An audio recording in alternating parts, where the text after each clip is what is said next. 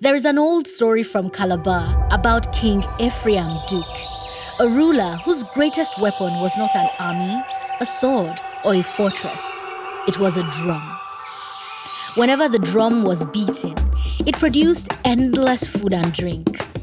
While others fought wars, King Ephraim chose a different path. He invited rivals to his table, fed them generously with foods like ekpankoko, afiafere, edikaikong, and then sent them home as friends. Through abundance, he preserved peace in his kingdom. The story then tells of a greedy tortoise who tricked the king into giving up the magical drum. What followed was a lesson about excess, selfishness, and the consequences of taking more than you need. Whether folklore or history, the story reveals something important about the African relationship with food. Think about Amala and Ewedu. Think about okoho soup, made from the bark of the sisal tree and enjoyed across parts of Benue and Adamawa. Think about the countless meals passed from one generation to another. From West Africa to East Africa, some form of swallow appears again and again. You find communities combining vegetables, spices, herbs, fish, and different meats into a single pot, creating layers of flavor, nourishment, and tradition. In this episode, we explore the ingredients, traditions, observations, and food cultures that have sustained African communities for generations, and ask whether some of the world's celebrated health foods were hiding in plain sight all along. Welcome to the Forgecast.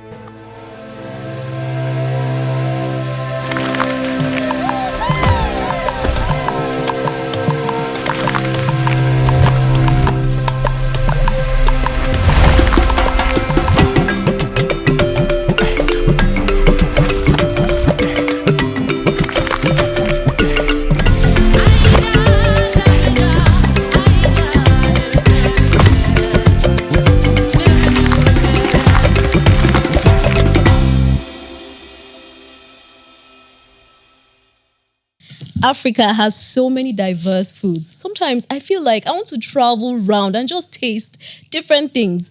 And I've eaten a couple of crazy things, but I still want to eat more. So you guys, what are some of the interesting things you've eaten around Africa and even from your indigenous community? For me, I think I would take a trip to Plateau State, Jos. The first thing I tried, it was a little bit strange for me. It was the first time I ever saw it. They call them acha. Oh, okay. I think the English name is finio, Okay. I think. They look like tiny dust grains. Tiny dust grains. The first time I saw it, I was like, what is this? And it turned out to be like, it gives this cereal kind of taste.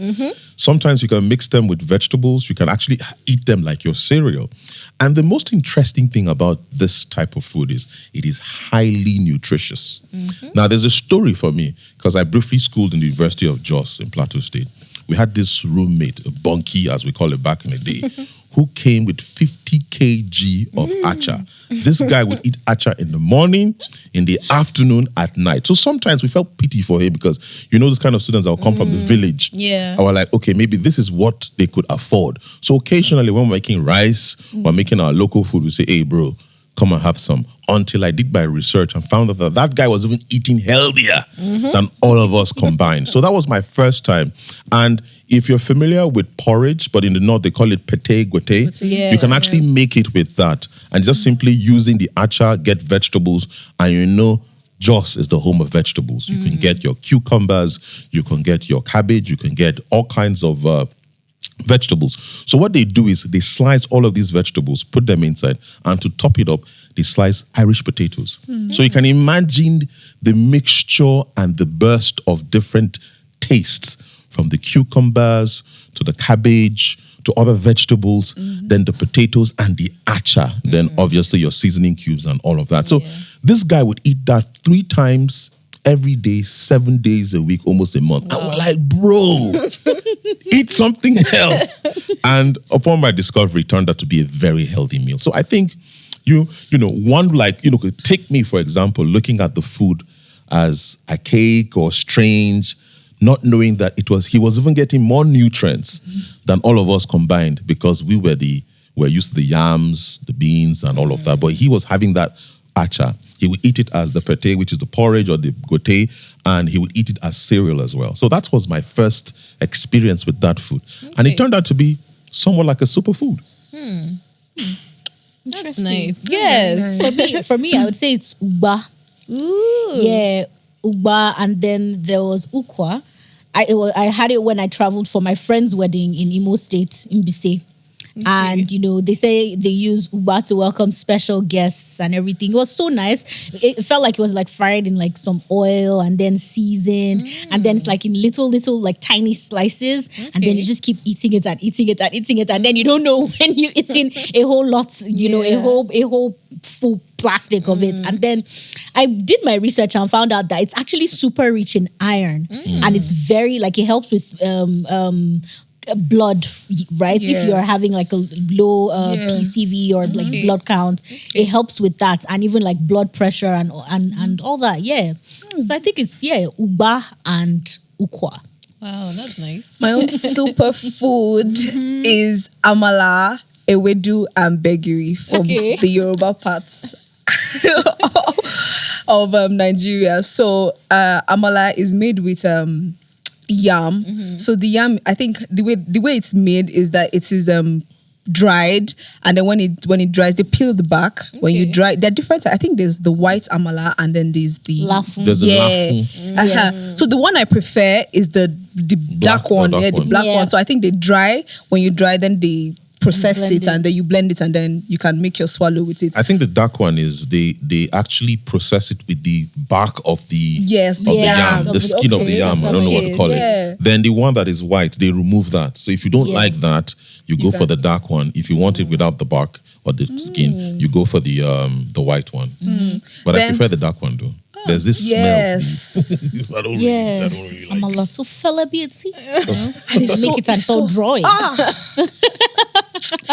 And then the ewedu is made with jute leaf. So it's mostly paired with amala. So the leaf, that's the ewedu is mostly paired with amala. I don't know. I've never eaten ewedu and begiri with any other with any other food. Apart from swallow, apart from amala. So it's very. I think the begiri is made with beans. Yes. Soaked beans, where you wash it. That thing actually takes hours of separation. I think now I'm traumatized. That's why I don't eat begiri so much as an adult. Because when you wash begiri for your African mother, oh my God. It was like a tradition every weekend. Like the beans is soaked, then you wash it, then you sieve it, take away the bark that has now, peeled off in the water, and then you now boil it for some time, and then you now blend it, and then the process is long, but then at the end of the day, it gives you something very delicious. And that's my superfood. Okay, so mine is Injera. It's from Ethiopia, but other East Africans eat it too. So it's a flat bread, and then like they use it as a pan or a dish. Then you put your different sauces and meats on it. And the thing I like about it is that it's about community, because people can sit around and eat it all at once. So you're talking, you're bonding, and all of that. So yeah, that's something I like about it. Nice. I think one thing about African foods that are really, really fascinating is that the healthy nature of an African food. Now, take your akpu, for example, popularly known as fufu. It's loaded in probiotics because it goes through fermentation and all of that. Personally, I can't stand it because of the smell.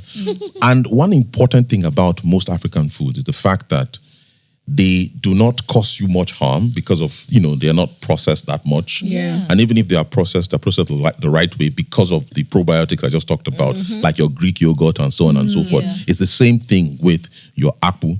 Now imagine you eating that. It helps your gut health. It helps so many things in your body and all of that. Sorry? But it makes you big. No, but it depends. No, you see the thing, it's different. It's different because if you look at the average African or the average human being, we were built to be active. Now, we're looking at this food from the ancient context of this food. Because once you eat that meal, you have all the strength to go to the farm, to do farm work. If you want to fetch firewood and all of that as a woman, you do all of that. So that's the aspect of the African food and the African nature, because we're not built to be sedentary. We're built to actually go out there, put in work. Now, if you look at the soups are usually fresh and they're usually healthy because of the way it is. Now, how did all of these design come together? If you go to, for example, a Cross River or is it Calabar, you see they have the ekpa and kuko, a very delicious meal. I tried it once in my life. I think I need to try it again. If you come up north, there are different soups. If you go to the middle belt, North Central, they have that very slimy soup. I don't know what they call it. Where if you just take a dip, the whole soup might follow your hand if you're not careful. It's made from like sisal, from the sisal tree. Yes. Idoma people have it. I think they call it okowo or something like that. Okoho. Okoho. That's the Okoho. Dergaza in Adamawa. You know that it's also called hakbi fite. Okay. Yes, in also in another part of Adamawa. Is that in Numan. Bachama? Yes, Bachama, yes, in yes, Bachama, yes. And I hear that, like, just like you said, from the coho tree belonging to the Idoma people, and it's made with like potash leaves and everything with bean leaves and potash water, and it's very dry. And even like Very dry. roast beans. Like the one we make in my village, they roast the beans and then put it inside. And then they don't do it on the fire. So you like turn it. On the ground. But I have How an do you turn it uncle. on the ground? So they use clay pots. Yes. So you turn it to the side. I think you pour water as you're doing it. You're putting a little bit of water, and then you keep turning. So it doesn't. Yeah, it doesn't lose the. Yes. There was one time I tried that. You could literally cut that thing with scissors. that was how strong. You know the way I look at it, right? was. I think that soup might have probably been discovered to help bowel movements. You know, for you to maintain your health, you have to have healthy bowel movements. Now, they also suggest that if you want to have healthy bowel movement, you should eat vegetable soups, and you should also eat okra soup because of the slimy nature. Yes. Now, That's why pregnant women. And not only for bowel movements. It's been said, scientifically, that a lot of these soups that draw also make you very welcoming. Ooh. There. Okay. Welcoming. Well, the floodgates are open. Crazy. So it means Could it be that the mothers were up to something? now it makes me want to wonder. It makes me wonder that maybe every meal in Africa has, apart from nutritional purposes and for sustenance, there's a health reason, or maybe there is a social reason attached to it, possibly aphrodisiac and so many other things. But the question is, how did they discover all of these things? Because there are millions of trees and plants. Were they trying each plant from each plant, trying each nutritional value? And how did they know this was edible from the other? And if you look at certain tribes, this is my first time finding out that the Okoho soup, the very slimy soup from Benue, is also similar to what you guys have in Adamawa State. Yeah. So it means maybe there was some kind of migration or trade that actually brought about that. Because this is my first time ever finding out that same Okoho soup that is known in Benue with the Idoma people also exist in It is very popular and in Adamawa. Yeah. I think just like you said, trade and then visits, then there's also intermarriage. Yeah. Right? You marry this person, you carry your soups and all that, like all the, generations of recipes passed down to you to that other place. And then we have a lot of plants that grow in like various places in Nigeria. And then, when everybody has tried to cook one thing in different ways, you just have slight variations of the same thing across different parts of the same place.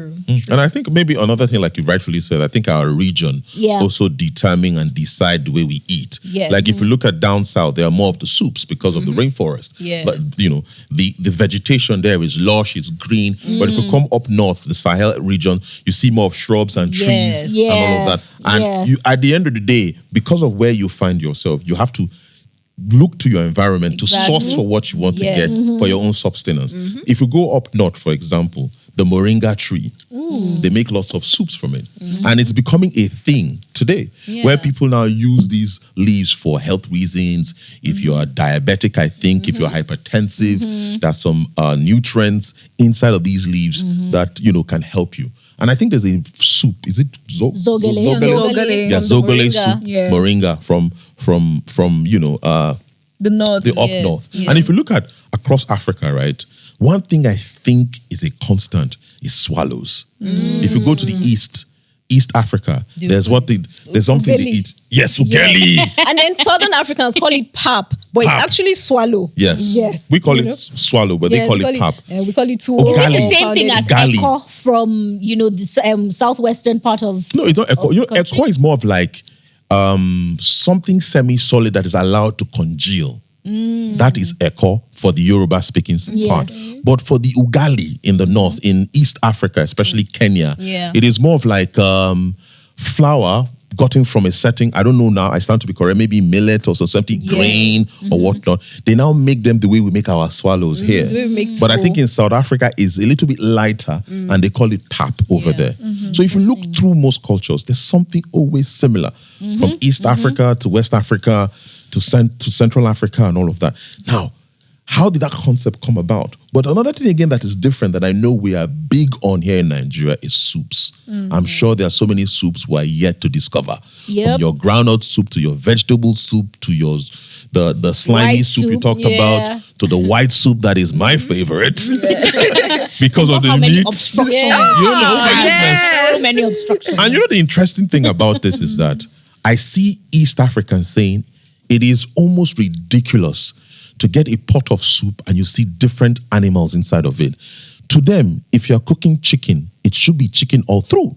If you're eating beef, it should be beef all through. If you're eating maybe goat or something, it should be. But this is Nigerians. You guys mix everything together. How it's unheard of. Why dismiss one animal over the other? I Let call it- all of them obstacles. exist. I call Let it a them create mixture. I call it a mixture and I call it a mixture and a best of both worlds, of all the worlds. Imagine the flavor of chicken. Yeah, mixed with the Imagine flavor of the beef. beef. Mixed with the flavor of goat. And fish. Don't forget we also put fish. We also- And crayfish and everything else. Yeah. Oh my God. All the nkanu and shaki and roundabout. I met. It's interesting you mentioned this. I met a Kenyan in Nigeria, and we're talking about foods and all of that. And she said it is mind-boggling for her that we eat belts and boots. I was like, what do you mean by belts and boots? Momo. That did we go through some Like kind leather. of? Did we go through some kind of starvation that we discovered that? We're still going through it. Because in East Africa, most of these animals are protected. So you just don't go and maybe, for example, hunt a gazelle and all of that because these are their natural, But the thing is, their they heritage. eat meat, don't they? eat meat, So- but they don't eat it the way we eat. They skin it. Why dismiss different parts of the animal from nose to tail? If you're So why would dismissing the horn? back, eat the inside? Why you They're using It's it to a- drink. Oh, okay. But that's not It's the not horn. dismissed. It's still the head. head. As long as it is edible. You understand? Even the hoofs, cow leg Yeah. that we used to make pepper soup and nkwobi. So Yeah. I think we have a tradition of nose to tail. As long as you hunt this animal down and you kill it, Nothing must every go to part is waste. going in the soup. Nothing Must is going to waste. go to waste. They're just different ways of making them. Like the nkobi, she said. Yeah. The head, we use it for nkobi. The intestine, we use it for pepper soup. The skin, we use it for pomo. We just, I don't know, how do they even make pomo? I used to think they used to dry it and then you just put it under fire and What you do is scrape. you skin the animal, preferably big cow. Once you skin the animal, you now dry it over fire. Once it's dry, you wash, you chop them into bits and pieces. It's just hide, your leather boots and your belt, like the Kenyan friend said. how does it then you get- cook? When you cook it, it becomes soft and easy for you to But then, eat. sometimes not sometimes, when you see it in the market, it looks very chubby very and jiggly. chunky, very jiggly. Yeah, How do you that's get the that? boiling. after you skin the cow, Yeah. you need to like roast it over fire for it to harden up or dry up and all of that, so you can preserve it. Then sometimes they put water over it. If you go to some places, you see where they constantly put water so it doesn't go dry. Then when you buy, you take it home and you continue the process. The interesting thing about pomo is that it has zero nutritional value. But why do we eat it? I disagree. It has zero nutritional value. So what about fruits? right? Like, what is like your favorite African fruit, especially the ones that we don't get to see so much these days. For me, it's the rose cherry apple. It's red, it's pinkish, it looks like an apple, but just oddly shaped, like the pear, just oddly shaped, and then like soft and bouncy. What's the native name? I think it's called, I can't remember the native name. Actually, I can't remember the native name, but it's very I'm struggling delicious. to remember it. Maybe I know it with a a kid. native name. Yeah. But these days, I don't see it so often anymore. I don't think I have a favorite fruit. Like I have like a couple of fruits that I like here and there. But I think I like guavas. In fact, when I was growing up, I was a big fan of guavas. In fact, I have a big scar from when I was small and I climbed a neighbor's tree. I went to steal guavas and I heard their horn and I ran down and didn't know I had an injury until I got home. So yeah, me and guavas are pretty tight. Okay, so I don't know the name, but I think the name is, I stand to be corrected, I think it's Dorua. It comes like in a long pod kind of thingy. Yeah, you open Dorua. it, see some yellowish. When it's ripe, you see yellowish. It's a bit chalky. Yeah. I think it's the seed they use Dorua. for Yeah. locust It's very beans. sweet. Yes. It's the seed they, For and Dorua. it grows. It grows in the north. I think it's popular in the north. Yeah. And back then, it used to grow some kind of plant that looks like a microphone. When we're kids, we just play around with it and I know that. hit ourselves with it. That's my favorite because it used to be sweet, and it was later on I found that that's where they get locust beans from that tree. So that's my favorite food. And wherever you see Orua being planted, you will see baobab. That's kuka Kuka. or goruba. I don't know what goruba is called in You English, called I think one- macadamian fruit. I think. but it's very strong. There are two Yes. different. There's the dried one. You can eat it dried, and you can eat it when it still has its Yes. properties And in the it. dried one is even used for teas. Oh, okay. Yes, like all those spicy teas, like you put your lemon. Yes, I have brew seen that. everything Yeah. together. So wherever you see what's the name again? Dorua. Wherever you see Dorua, you will see those two. Wherever it's planted. So I don't know. I think another one for me is soursop. Nice. Yes, like it is so slept on because it tastes like summer. It feels so tropical, like, and then when you blend it and drink it, it's so nice. And it's been said that the leaves are like when you boil the leaves and drink them, they are very good at helping prevent cancer. Yeah. Okay. They fight a lot of free radicals, and they provide a lot of nutritional benefits to the body. Yeah.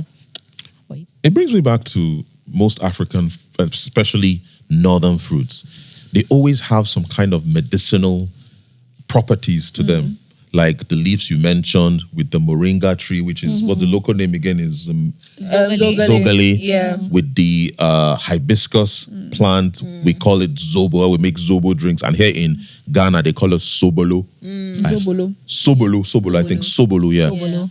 I think maybe because of the Nigerians that migrated there, the Hausa speaking part in Ghana. I'm sure they took that with them when they went to Ghana.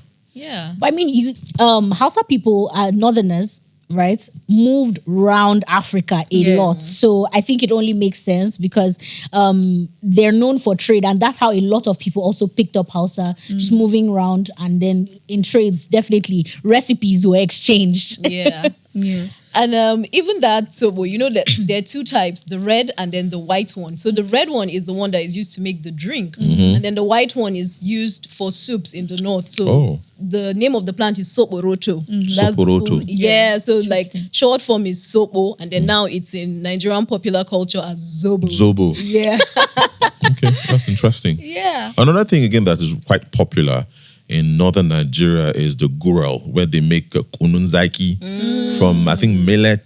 They Right, put ginger. yeah. Growing up, we had lots of that. It was like the soft drink in the north then before everybody started doing the soft drinks. You have the sodas, you have and all of that, and it's quite filling.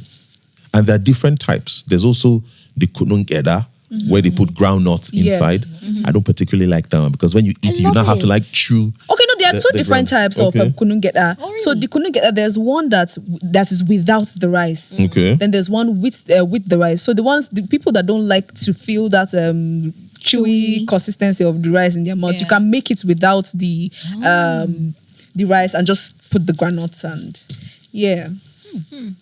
Okay. So, as much as I love African foods, there are a couple of cuisines that make me go, I've eaten a couple of weird things like grasshoppers and termites. And I've heard that in Namibia, there's a bullfrog that they eat. Okay, yeah. Yes. But you know, like, like looking at me like that. Like an actual frog. No, if I see it and it's fried well and peppered and garnished, I'll eat it. You are being questioned after this. Don't question me, then come with a bullfrog. I won't be able to even carry it. I think other parts in Nigeria, I think in the southern part where they eat frogs as well. Yeah. Oh my God. Wait, though. Even before I say, they're actually tadpoles. Oh, Yeah. No, wouldn't yeah. they be Tadpoles? tadpoles? Wouldn't they be slimy? Like, No, there's a way. There's a way they prepare them, right? They're like if you go to all these people that sell a lot of these animals that you find in bush, like bush meats. They also sell tadpoles. You see them on sticks. Yeah, they're Tadpoles? usually sold on sticks, You guys, dried and please. dehydrated. tadpole suya. Like, I've never had it before because I was just too, I don't know.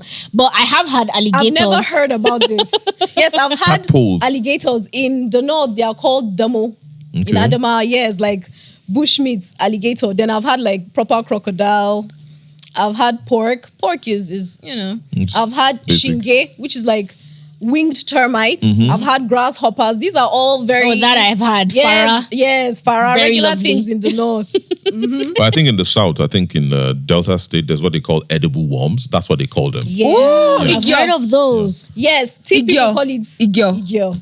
Edible Have worms. you had them? Yes, No, I've that's not. why I I even would know like it as to try Igyo. How'd you find those. it? Oh, it was nice. It was really nice. What was the It's texture very, like? It was very chewy. So the thing is, it's always dry when you get it from the markets. It's dry and Is it still alive? no. It's strong. It's like dried up. Like, do you understand? Yeah. It's dried because there's no. So, do they there's go no in moisture. soups or like do you just prepare You it? can and you then can you eat can make it. You can pepper it like pepper soup, or you can just put pepper on it. You put it on the fire. But the thing is, you have to boil it for a particular amount of time so that strong dried the way it is, it will just open by itself. But then it's very nice. It's actually very, very nice. Interesting. It's even better than eating for Eating that what? frog. No, do you know all these things are about perspective. If you grow up in a culture that eats I worms and disagree. larvae, you'll be like, oh my God, so juicy. And if you grow up eating frogs, you'll be like, yummy, crunchy. So it's all about perspective. Another man's meat, one man's absolutely. meat is another man's poison. Absolutely. You're used to eating Okay, larva. okay. Me now, I'm doing ew for you, but just that my mind is open. So I'm like, I would like to taste your worms. Try some worms for me. I'd like to taste. The way the way you personalize your worms. yeah, like bring out your tummy Bring me your worms. what did you say? There you guys see. But yeah, just like you said, I mean, this thing is about perspective. Just make me Yeah. remember the way people, swallow and the way we approach swallow. How you go to some places and the swallow is just like, I don't know. Like, I mean, I like swallow, I like pounded yam, but then you go to Ghana and I don't know, I'm not a big fan of banku, right? But there are people that would die for the dish, Yeah. right? And just like you were saying something about ugeli. Yeah, Ugali. yeah. Ugali. In Kenya, and how some people No, ugali Yeah. is okay, but it's just because of my Nigerian background. don't like it. I think I feel soups are supposed to have, they should be like watery kind of. Okay. So the ugali feels like you're eating the ugali and there's just vegetables by the side. Just like the way you eat your efo riro. With Yeah. that's the way ugali is with the vegetables that they eat. They eat it with. Ugali is just corn. And we have the same thing in Nigeria, Yeah, but it's not tuwo. tuwon masara. Yeah. That's what we call it. And another thing again, what kind of swallows that I do not like, it's popular in my own place. They pounded yam. They make eba and mix it together. No, and I'm like, travesty. Okay, I don't like that one. Growing up as a kid, I'll be like, One give man's me the meat. pounded No yam. problem. I'll still try. I'll still like to try it. growing up for me as a kid, I love pounded yam and I love eba. Oh, So I okay. wonder if I Textures. mix How would the they best make of it both well worlds. at mixed? home.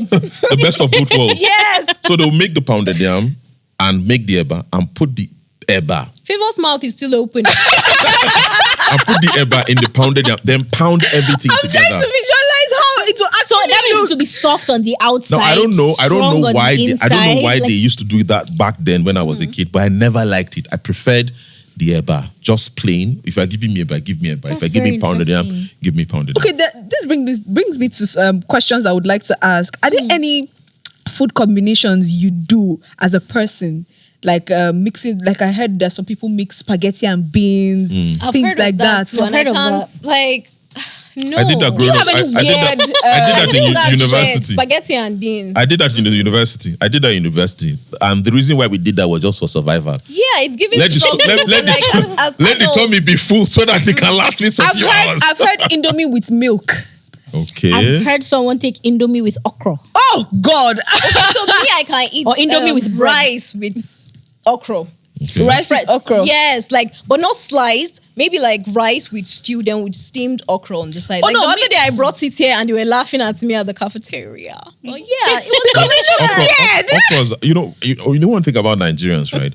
We're not adventurous We are when it not. comes to food. Yeah. No, I think we are. No, we are No, we're not. not. Because a lot of our soups are discovered from being adventurous. Our ancestors In recent, did the they adventure, did but their now- work right now. No, but I We mean, don't even want to- right we don't now, want to be it's just more of adventurous. Hmm. where are we leaning towards, right? Because you see some people still try lentils, quinoa, Hmm. and a lot of these things that are not native to Nigeria. And Yeah. like people are No, open-minded. those are but our traditional foods. Like for example, you might tell somebody when you're making beans, you cut vegetables and they tell you, "Are you okay?" Is that how they make? I've seen comments like that on social media where people are like, "How do you make beans like that?" But up north, especially in places like the Plateau and in Yes. Kaduna, they cut always they veggies. cut potatoes. They put them Yeah. in beans. They put vegetables. They put carrots. And it makes inside of everything more beans. balanced. Balanced Yes, it and makes it highly more balanced. nutritious. So that's why I say we are not really adventurous. Now, if you see, some of the food wars that we have with other countries, it's, how can you eat this with this? How do you eat that with that? Because we are not adventurous. We don't we just say, since it is like this, it is sacred. Leave it the way it is. Live it I the way it mean, is. but a lot of times, even after insulting you and saying, how can you make soup out of just scent leaf? But after we finish doing all those things, we'll still eat it. I feel like that's how we are. All this, Ghana jollof versus Nigeria jollof. You're still going to eat it, and you're going to, give your commentary. Okay, let me I think we are let me open-minded. shock you. An average Nigerian will frown at. Let me use our food for example. Eating pounded yam, egusi soup, and eggs. That's so wrong. Now you see, you just said we're adventurous. I'm going to say that's You just so said we're wrong. adventurous. But that doesn't mean if you present me with a new food, say pounded yam, I'm still egusi, going to and try it. Yes. In Ghana, egg? What is in egg? Ghana, Even the- in Ghana, they usually eat their swallows with eggs. Yeah. And Nigerians are always trolling them. Trolling on them X. like, how would you Yes. put eggs in your food? But in Ghana, it's a normal thing. There has to be a reason to why Ghanaians love eggs so much. I think there was an explanation that I think there was a time meat was quite expensive and eggs was the only way they could get their daily required protein. They had to feed on eggs and it Sure, became Nigeria a is staple. not going there. And Even the eggs are expensive. they're expensive. And that's how eggs became a staple in Ghana. Well, I mean, they do have really nice combinations for how they serve and sell eggs. I remember my trip. There's a way they sell the eggs, like they pile them, make almost a pyramid. Sometimes you see the woman hawking it, and you can't believe how she's able to keep it, yeah. erect with salt and I think honey.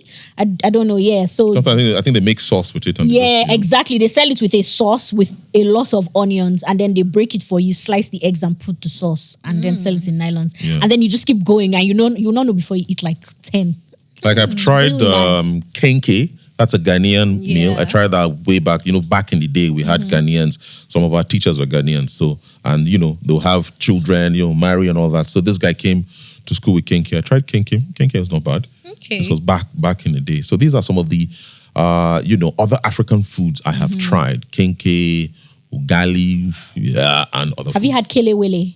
I don't know what that is. Ooh, I know that one is Ghanaian, but I haven't tried Yes. it. So kelewele is it's like really sweet plantain.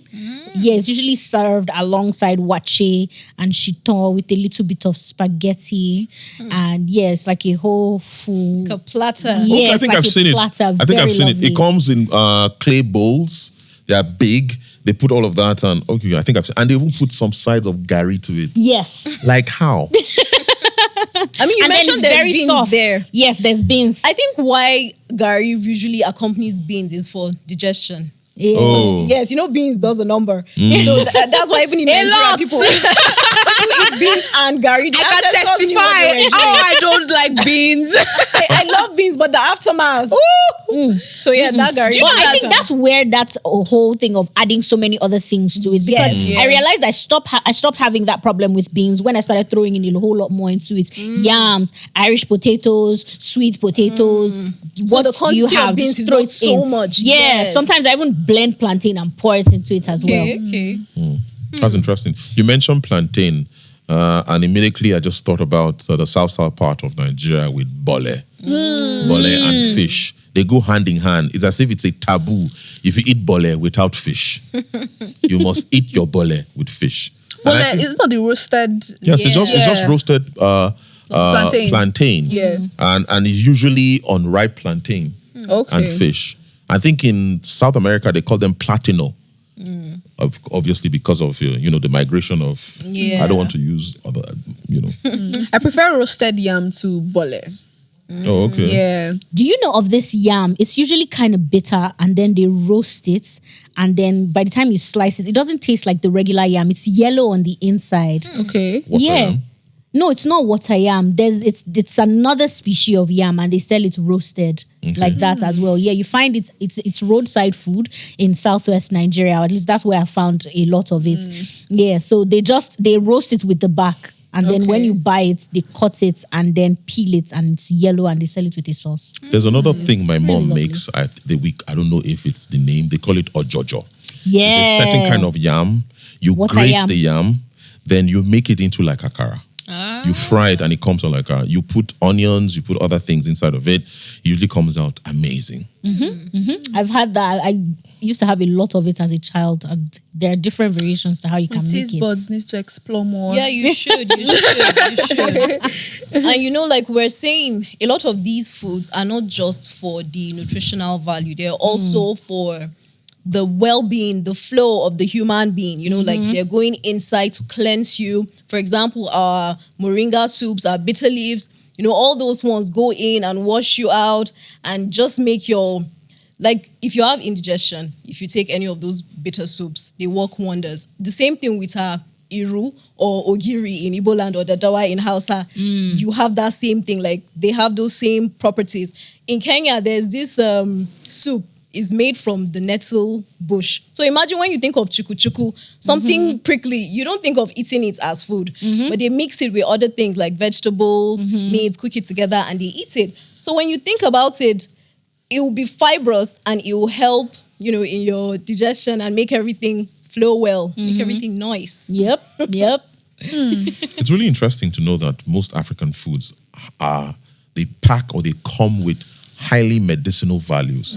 So it feels like we're not just eating for nourishment, we're eating for our well-being as well. Yeah. Because with the moringa, with so many other things you mentioned, they come with a whole lot. And it's really interesting now that the Western world, when you mention Africa or Nigerian food, apart from the regular war, the jollof rice and all that, everything is fufu.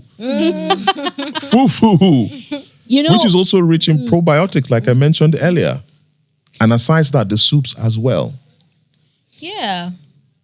So do we eat more for comfort, or because you see throughout you have I feel like Amala, Ewedu and Gbegiri is more of a comfort food, and then you now have the moringa that's like for more that's more medicinal, right? So would we say there are different tribes associated with what the food is eaten for, right? Some people make foods more for comfort, and some people make foods more for medicinal purposes. I think if you look, I don't think it's really that some people make food for comfort, some make for medicine. I think it's more like what's available in your locality. And if the food happens to be medicinal, then it's a plus. So for example, the moringa, it's a delicacy. Like we enjoy it actually in the north, like the zogalemi and zogali. But it also happens to be medicinal, and then now it's a global, $1 billion industry. People are making it into teas, like selling it,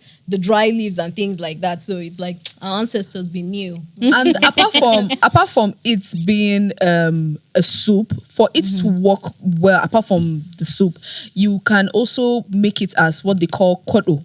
So kodo like a salad. like a salad. Yes. So it's like you boil it. So when you boil it, you don't boil it to the way you like would half boil. done. Yeah, like half done. So Lose that the nutrients, don't lose the values. Then you add tomatoes, onions, peppers, different Then things. you put Just spices like yaji. Yes, just mix it Kuli-kuli together. yaji. Yeah, kuli. And You eat mix it together and eat it. So that's itself. So for us, we've been eating it as Yes. normal. We didn't even know Normal it was food. medicine, to be honest. Yes, but then now we moringa is now. yeah. But then if you're sick and they want you to get better very fast, I think that's one of the water, things. maybe Yeah, the they'll water, give they it will to drink, squeeze like the water. malaria and things like that. But that's when they boil it. In the half done. Yes, that's when they'll give you the water to drink. So yeah. Interesting. It's really amazing. But the question you asked, looking at it across West Africa and my experience in Kenya, I think maybe we eat for strength. From the swallows, from the ugali to the Ghanaian swallows to our own swallows and all of that, because we were obviously agrarian. Yep. We go to the farm or you go and hunt. I'm sure in Kenya, you need that strength to hunt in the safari and so on and so forth. So I think it is designed for us to have that strength. And that's why an average African man is known to be very strong. Like there's this video, it's gone viral, where this guy was taunting this black guy, and the guy who was recording was like, don't do that. Hey, you're African. Show him you're African. So this other guy was taunting him, was like, I don't want to fight. Leave me alone. Come on, don't do that. You're African. Don't let him do you that. At the end of the day, the guy got angry and he reacted. I think he gave him like a punch or something. The guy went flat and he goes, I told you he was African. I told you he was African. So basically, the power of fufu, because of our diet. Yeah. Because we are active. We have that strength, and you need the kind of meal that will supply you the kind of energy That you need to function. function in our environment. Running from things. When you talk about us functioning in our environment after we eat those things, it now makes me think, because nowadays when people eat fufu or they eat swallow, we sleep. Like That's because we have a very different lifestyle, right? Modern lifestyle is very different from our ancestors, and I think that's where portion control now comes in, right? Because if you even go to your grandma's house or the way they'll dish it for you, right? But if you want to actually function in the way our lifestyles have been tailored to now, in modern society, you actually have to eat in small amounts so that you can still function, because you're not about to eat a whole portion of fufu and sit behind a desk. It can't work. You're going to fall asleep. Exactly. But if you're going to do an activity that's going to that's going to be physically imposing, you're definitely going to burn all of it and come back hungry for more. Yeah. So is there any weird African food you'd like to try?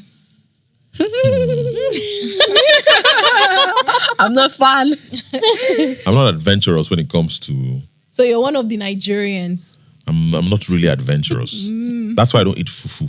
Oh, the same.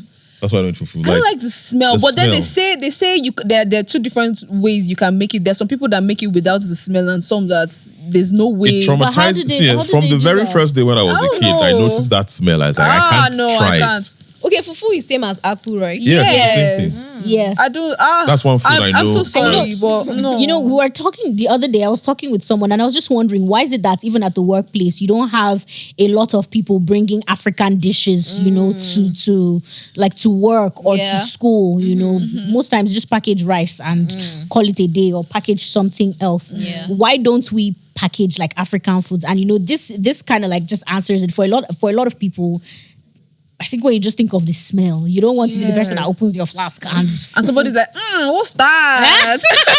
But it's crazy because somebody saying that is an African too, Funny thing, I went to there's this gymnasium that I usually take my kids to, and we were sitting at the stadium just watching them do their thing, and I sat next to this quote unquote foreign person who is not our skin color, and this person opened her flask Oh my God.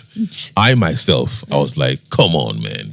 You just don't open your foot flags in the public place. There was a shift in wind. Oh and my people from God. that part stood up and they Oh, went. no. Now imagine, you know how locust beans smells? It has Especially a very, when you don't know it. oh my God, it has a very offensive smell. Even though it has enough and a Health lot benefits, of yes. health benefits, it reeks. Like I remember growing up, there's this certain kind of okra soup. If you are familiar with the way some Yoruba people make, they just put the okra soup and put the locust beans, put some certain things inside. When you eat it, you now crush the locust beans with your mouth. And you open your mouth to say, hello, mommy. The smell that would come out from your mouth So is, oh my goodness.